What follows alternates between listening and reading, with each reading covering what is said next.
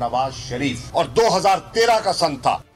मरियम नवाज कुछ और उनके शौहर कुछ और बात कर रहे हैं। इमरान खान सड़कों पर आए तो उन्हें पता लग जाएगा। मरियम के जलसे नाकाम होने पर उनको वर्कर्स इजलास बना दिया गया।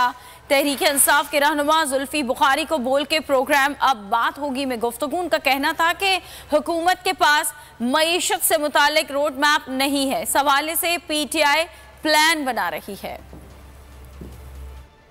ना अवाम का मैंडेट था, ना इनके पास अब तक कोई रोड मैप है। पहले जलसा कह रहे थे ना पेन इलेक्शंस की, जब देखा कि तादाद ही नहीं आई, लोग ही नहीं आए, अवाम ही नहीं आए, तो उसको वर्कर्स कन्वेंशन कर दिया। मरियम साहिबा अभी कोई 3, 4, 5 महीनों का हॉलिडे लेके वापस आई हैं, वो अपने एंगल पे चल रही हैं।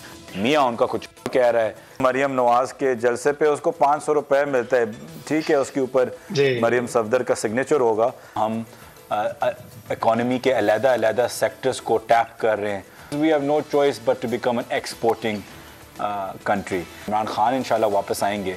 FDI और ओवरसीज पाकिस्तानी के पैसे पाकिस्तान के अंदर सिक्योर करें और उनको अपॉर्चुनिटी दें और उनको फास्ट ट्रैक करें कि जल्द से जल्द मज़ीद आपके फॉरेन रिजर्व्स भी